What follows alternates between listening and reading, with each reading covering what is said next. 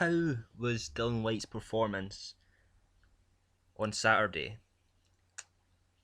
It was very poor. It was equally poor to the Brian Bintle fight. I mean, you could see where Dillian Whyte was getting frustrated. Yes, the guy was pretty much running the whole time, trying to make it awkward, trying to latch hold of him, just doing everything possible to last as long as he possibly could in the fight.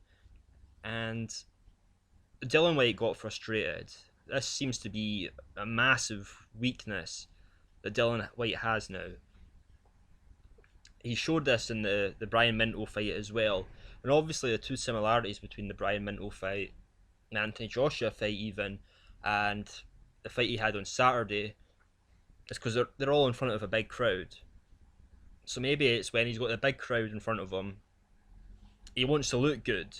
So he can't just knock them out quickly. Starts getting frustrated, and instead of just trying to outbox him, he tries to outmuscle him, and he doesn't need to do that. I mean, before the Brian Minto fight, he has still fought some top 100 guys, and he just stuck to his boxing, and he knocked him out. Eventually, he just needs to take his time. Dillian Whyte does have a good jab. He didn't show it in that fight at all. He was saying after the fight, his left shoulder's still injured, and he's a bit scared to throw it sometimes. He's a bit scared of putting it back out of place and setting his career back even further. The best thing Dillian Whyte could have done during that fight was just stuck to his boxing, not get frustrated. And obviously, what a lot of people will probably say is it doesn't really matter in that fight. This guy is just a warm up fight from coming back from an injury. It doesn't really matter if Dillian Whyte just tries to blast him out of there. But it does. I mean, these fights are learning fights. I mean, everyone expected Dillian Whyte to beat this guy. But these are a warm up, for something major, something serious, a fight that you could actually lose. And he needs to display his ability before he has these fights. He has to be able to get himself into the mindset before he has the big serious fights, in case he unravels in a serious 50-50 fight. It's all about getting everything right now with these relatively easy fights compared to himself. And once he gets his performance right, and shows everybody how good he is, then he can step up and start fighting the better opponents. And you couldn't throw him into a fight with Derek Chisora after that performance. I would have Derek Chisora beating him after that fight. If he gets frustrated easily, if he can't stay calm and be sensible, then I can see Derek Chisora beating him right now. They're talking about Derek Chisora fight at the end of this year. He would have looked far better if he just kept calm, kept patient, chose his punches a bit better, and even if it went the full distance, and if it went the full 8 rounds, that would have been far better than what he did to try and knock this guy out in this fight. I mean, I know it went 6 rounds, he managed to knock him out, great, but he would have looked so much better, and he would have actually got a lot of praise if he just went a distance with this guy and just kept calm and kept sensible.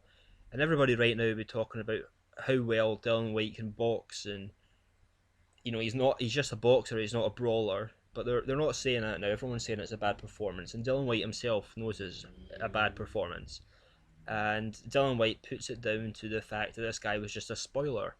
He just ran through the whole fight, grabbed hold of him, tried to make it a bit messy, tried to go through as many rounds as he possibly could, and the guy wouldn't come forward and fight.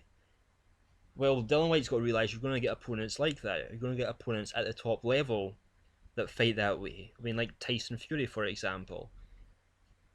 So he has to get used to this kind of style, this kind of awkward style now. And Huey Fury as well fights kind of that way too. And he has to get used to it before he fights these guys. And he has to get used to it against these low-level fighters. Just like you have to get used to fighting southpaws that are low-level before you fight a far superior southpaw. So Dillian Whyte wasted the fight, I think. Just going out there and just trying to turn it into a fight, just trying to brawl, just trying to look for the knockout. He's not learned anything. He's made people look at him differently now. Everyone's talking like it's a bad performance, and everyone's talking, sadly, like Dillian Whyte can only fight that way now. And I've seen him before the Brian Minto fight, and he never did anything like that at all. He was sensible, he was calm. Now he's in front of these big crowds. Maybe it's the pressure of trying to get them out easy and trying to look as good as Anthony Joshua is doing. But Anthony Joshua, he's not going to be knocking out all his opponents either. Sometimes you just get put in with opponents and you just can't knock them out. And the best thing to do is just box, keep calm, box, be sensible, and finish the full fight in style. And that's what he should have done on Saturday night. So he's got another fight next month. I think it's less than 30 days away. I think. So I hope he learns from this fight. I hope his coach has a right good go at him, and he comes in, with the better attitude and just more sensible. And I question how good his coach is now as well. If he was going back every round after round, and his coach couldn't put it through to him, his trainer couldn't put it through to him that he needs to just keep calm, it might go the distance, try and work behind your jab more.